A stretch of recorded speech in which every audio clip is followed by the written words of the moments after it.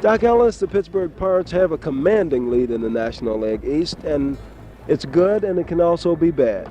Yes, we do, and sometimes, like last year, I think we had an 11 and a half game lead and we dropped to about 4. Sometimes you become lackadaisical when you get this type of lead, and but I feel like we're better off there now anyway.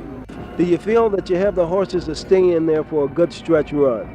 I feel that we do have the horses. I mean, they proved that on paper and on the field. We got a real good hitting team, if not the best in baseball, and as long as you can put them out, we got 9 guys on the bench that can play every day on a lot of teams, and we just got a good all-around team. On June 12, 1970, something happened in baseball that defied logic, sanity, and even gravity itself. Pittsburgh Pirates pitcher Dock Ellis threw a no-hitter, one of the most difficult feats in all of sports, while tripping on LSD. It sounds impossible, almost like an urban legend whispered through the decades, but it really happened. Dock himself later laughed about it, saying, "I didn't see the hitters. I just saw colors." In that single game, he turned chaos into mastery. In 7th inning, Dock Ellis working on a no-hitter. Dock Ellis has put 9 men on the bases, 8 walks and 1 hit batsman, with 3 outs. Separate him and a no-hitter. Somewhere along the line, I'm sure this is all being recorded so that we can... Bouncer down to first base. Oliver, brilliant play. Underhand Ellis, 2 down. 0-0-0 where it says San Diego. Not a pitch. They're mounting Dock Ellis on a no-hitter. Creating one of the strangest, most unbelievable moments in the history of professional sports. This is the true story of the man who pitched perfection through pure madness and made baseball history in the most unlikely way imaginable. Setting the scene, the man behind the myth. To understand Dock Ellis, you first have to understand the world he came from. Born in 1945 in Los Angeles, Dock grew up in a time when the United States was changing fast. Civil rights protests filled the streets, young people questioned authority, and sports were beginning to reflect the country's social transformation. Dock was loud, confident, and proud of who he was. In an era when Major League Baseball expected players to look and act a certain way, Dock stood out with his afro, his swagger, and his willingness to speak his mind. He was an unapologetic black man in a conservative sport, and he refused to tone himself down to make others comfortable. Playing for the Pittsburgh Pirates, he quickly earned a reputation as both a fiery competitor and an outspoken voice for equality and individuality. But behind the rebellious attitude, Dock faced deep internal struggles, the pressure to perform, the temptation of drugs and alcohol, and the constant weight of living up to his image. It was this mixture of confidence, chaos, and curiosity that led him toward one of the most unbelievable moments in sports history. I remember that very vividly. Dock Ellis and I coming into New York to sign our contracts when we first came from the trade. And as usual, New York was cold in that time of year, and we just scooping around, throwing snowballs and stuff. But for me to be coming home as a youngster, to play in my hometown, having the opportunity to play in front of my family and friends, I was just floating around that picture right there. I don't really know where I was, and Dock Ellis was like a big brother to me, so be able to come home and have him share that with me was really, really cool, man. The trip begins.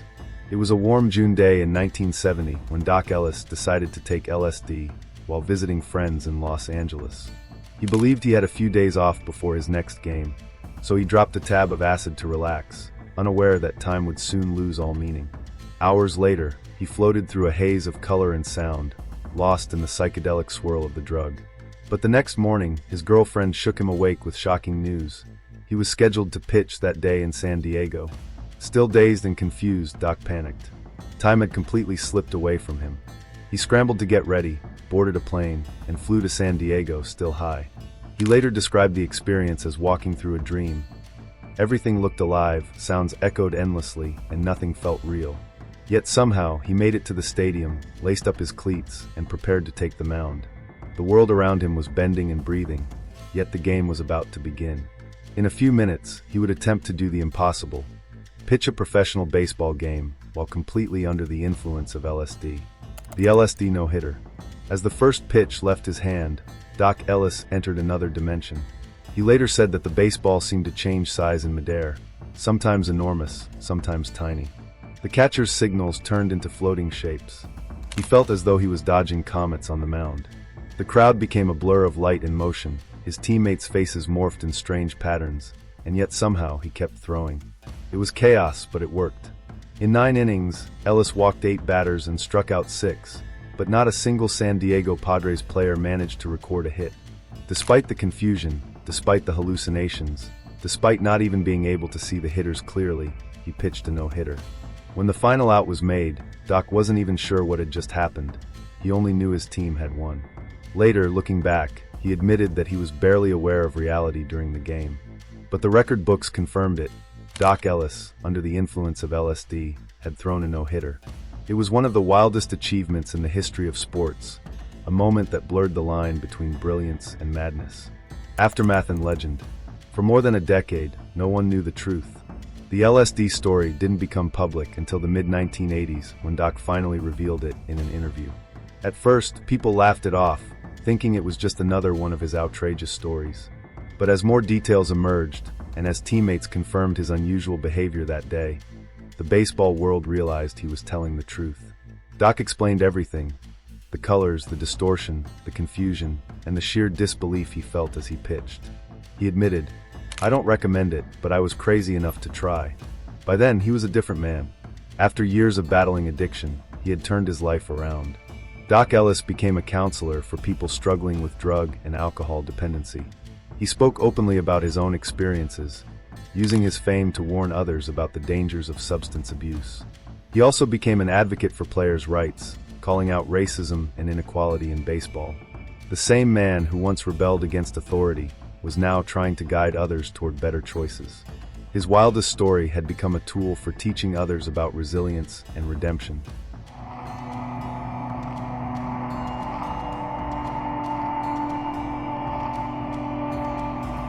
During the time when I was pitching the no-hitter in San Diego, I really didn't know, I didn't see the hitters.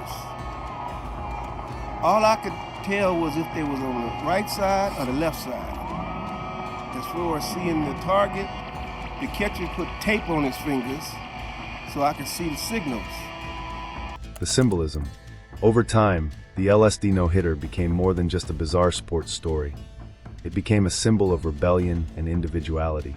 Dock Ellis represented a kind of honesty that professional sports often tried to hide. He wasn't perfect, and he never pretended to be. In a league that prized clean-cut images and silent obedience, Doc was raw, loud, and unfiltered. His LSD game became a metaphor for breaking free from the system, for daring to be different even when it defied common sense. Artists, musicians, and filmmakers began referencing him. His story inspired documentaries, songs, and paintings, turning him into a cult figure. For younger generations, Doc became a symbol of authenticity, the athlete who lived on his own terms, no matter how messy it got. His no-hitter reminded people that greatness doesn't always come from control and discipline. Sometimes it's born from chaos, imperfection, and the courage to face one's demons. In his own strange way, Dock Ellis became a legend of freedom, creativity, and truth. And of course, it's confidence to go out there knowing you have the hitting power that you do behind you. Right, and also confidence in some of the players. Like year before last, we got to the playoffs and we were all young. We weren't experienced with that so-called pressure thing. And that last year we won it all, and this year everyone just seems, we're just pros, champions. That's the feeling I have. Well, Doc, good luck to you and the Pirates, and from the looks of things, you're going to have no problem. But I hope that the lead doesn't put the team to sleep. Baseball's a funny thing. Thank you. The legacy, more than a trip. In his later years, Dock Ellis focused on helping others overcome the same struggles he once faced. He worked with young athletes, addicts, and people from underprivileged backgrounds, reminding them that their past didn't have to define their future. He had seen the dark side of fame and wanted others to avoid the traps that had nearly destroyed him. He often said that the LSD game wasn't something to be glorified, it was a lesson. He didn't pitch well because of the drug, he succeeded in spite of it. The no-hitter became a powerful symbol of resilience, proof that even in moments of confusion and chaos, a person can find focus and strength. Dock Ellis showed the world that you don't have to be perfect to make history. You just have to be bold enough to try. His story continues to inspire athletes, artists, and dreamers who see in him a reflection of their own battles. He remains one of the most fascinating figures in baseball history, a man who turned madness into mastery and used his mistakes to create meaning. Dock Ellis proved that even the wildest trip can lead to redemption, and that sometimes history is written by those who dare to throw it their own way.